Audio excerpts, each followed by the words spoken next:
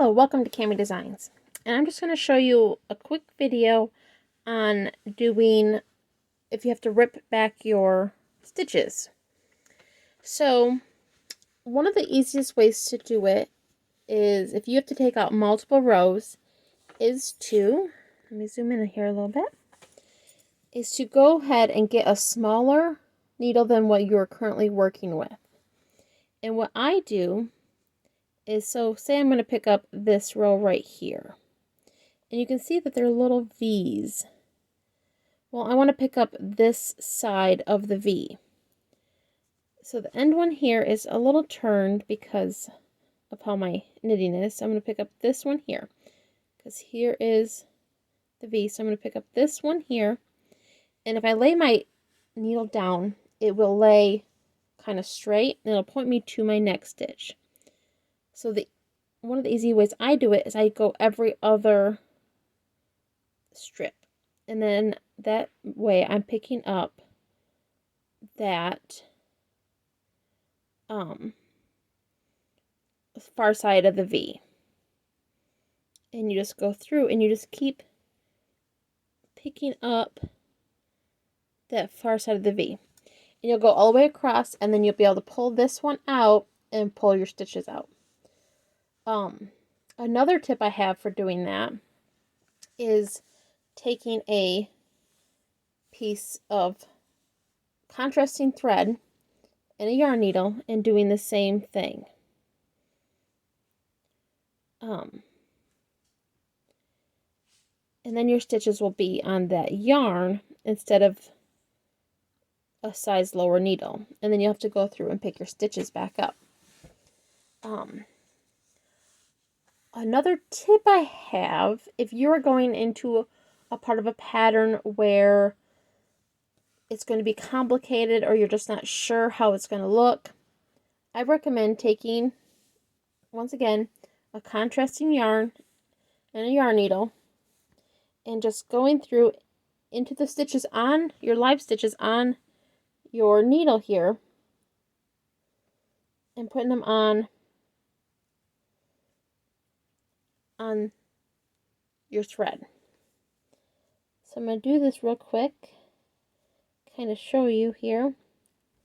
Sometimes it's easier just to do a few at a time. So that's what I'm going to do. I usually have a smaller needle I do this with, but I'm currently missing it. So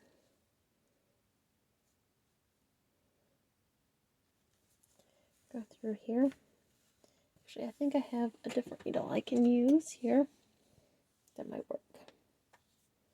This is a longer needle here. It was given to me, and I'm not sure where she got it, but it's not as bulky as the plastic ones. And so I just run it right along my needle there.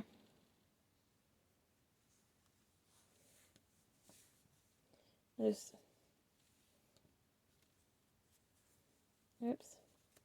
Got it hooked on my needle there. So you can see how that black thread is just right along the needle. Okay, here.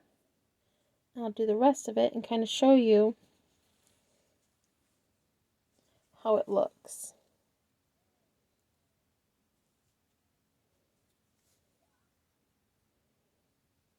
And I do this a lot on socks.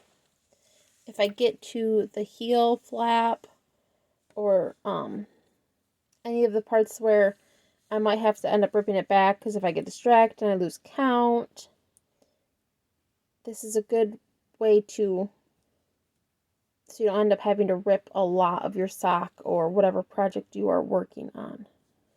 Okay, and that is all of them. And so then I just have this piece of yarn in those stitches. So I'm going to go ahead and work, oops, almost dropped it. So I'm going to go ahead and work a row here. I'm just going to purl these because that's what I'm currently doing.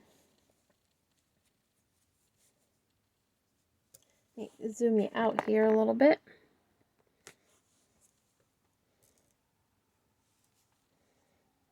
And I'm not working into that thread, I'm just working onto my stitches. The thread is just kind of hanging out there.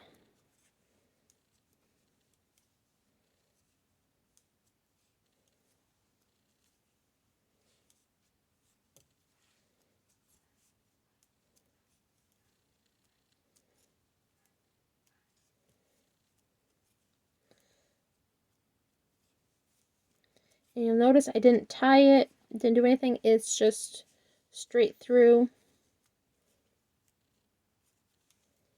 I do have it longer than the project itself, just so then it doesn't accidentally get pulled into my work.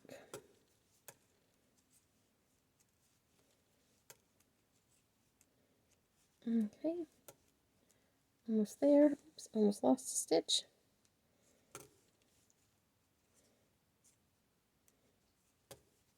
Okay. And I'll turn it here so you can kind of see what it looks like. So it's just kind of hanging out there.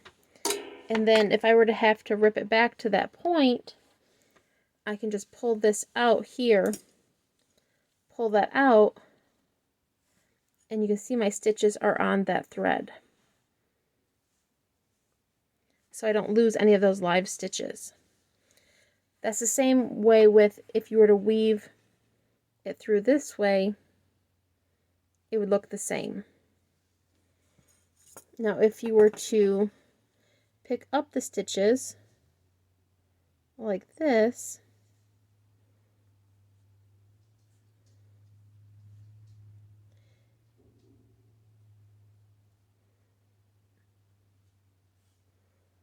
and then to rip it out, your live stitches would be on this needle as opposed to the thread.